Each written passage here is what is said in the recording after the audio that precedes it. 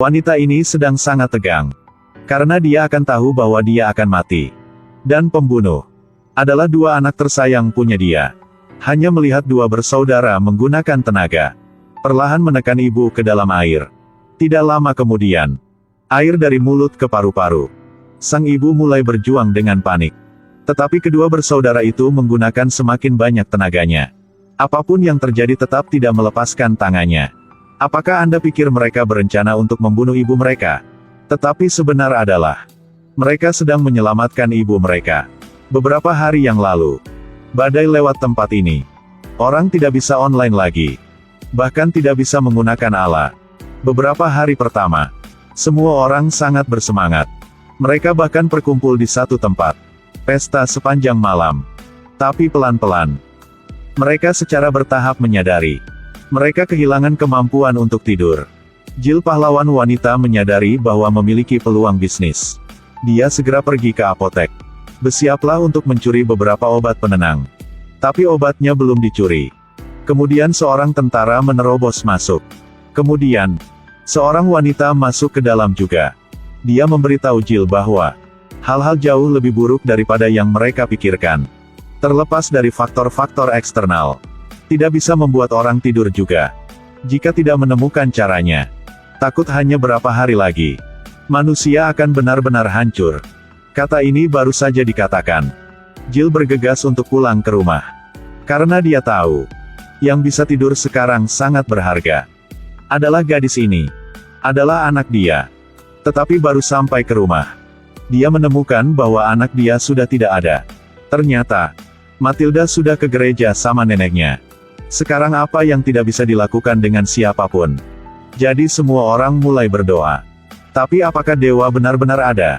Semua orang di sini sudah 3 hari lebih, belum bisa tidur. Semua orang tampaknya berada di ambang kehancuran. Pendeta meminta semua orang untuk diam. Tapi semua orang menatap mata Matilda. Lalu mulai dari kaget, sampai menyesal. Pada akhirnya menjadi marah. Seorang polisi di antara mereka bahkan berteriak untuk membunuh gadis itu. Kemudian, ada seseorang pria muncul. Dia ingin bawa gadis itu ke lembaga penelitian. Hanya dengan begitu kita bisa menyelamatkan semua orang. Tapi baru selesai ngomong, dia ditembak mati oleh polisi di belakangnya. Matilda langsung melarikan diri. Seluruh gereja menjadi sangat kacau. Badai menyapu bumi, membuat orang tiba-tiba kehilangan kemampuan terpentingnya. Adalah bisa tidur. Hanya beberapa hari saja, orang karena insomnia, menjadi tidak stabil. Akhirnya mengarah pada malapetaka. Tapi satu orang adalah pengecualian. Dialah Matilda. Gadis itu tidak terpengaruh bahkan sedikit. Masih bisa tidur seperti biasa. Setelah 1 kali meneliti, Jill bersiap untuk membawa Matilda ke lembaga penelitian. Karena Matilda sangat mumpuni. Adalah kunci untuk menyelamatkan umat manusia. Tapi jalan ke lembaga penelitian terlalu jauh. Juga karena dampak badai energi. Jadi mesin mobil juga tidak bisa dihidupin. Sesuatu yang dapat digunakan adalah mobil tua yang tersisa. Sang ibu bergegas ke bengkel mobil. Tapi begitu dia masuk, dia panik. Ternyata pemilik bengkel sudah dibunuh. Lalu ada 2 perampok sedang menyentuh mobil tua punya pemilik bengkelnya. Dia langsung bersembunyi. Lalu cepat pergi. Tetapi ada kunci mobil di depan matanya. Ibu merangkak masuk ke dalam lagi. Memegang 2 kunci. Lalu bersembunyi di bawah meja. Untungnya 2 orang ini tidak memperhatikannya. Begitu seterusnya. 3 orang mengendarai mobil. Langsung menuju lembaga penelitian. Tetapi saat sedanak di jalan, sang ibu bisa merasakan ngantuk lagi. Sudah 3 hari, tidak bisa tidur.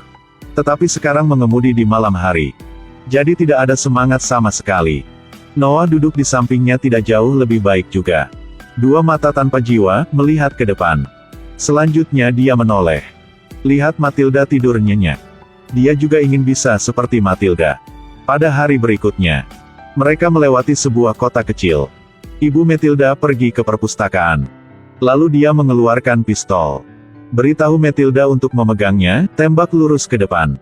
Karena dia sendiri mungkin tidak bisa bertahan lebih lama lagi. Jadi dia harus mengajarkan keterampilan bertahan hidup Matilda. Tapi Matilda karena takut, jadi memilih untuk menghindari. Ibu Ya marah, memegang pistol dan menembak terus-menerus. Bukan hanya karena dia ingin mengajari anaknya. Karena dia juga ingin melepaskan semua kemarahan di hatinya. Tetapi di saat itu, Noah tiba-tiba muncul. Jadi semua itu hanya ilusi. Dia bahkan hampir menembak putranya. Dan Matilda sekarang juga dalam bahaya. Sekelompok tahanan berdiri di jalan utama. Salah satu orang kulit hitam sedang menuju ke mobil.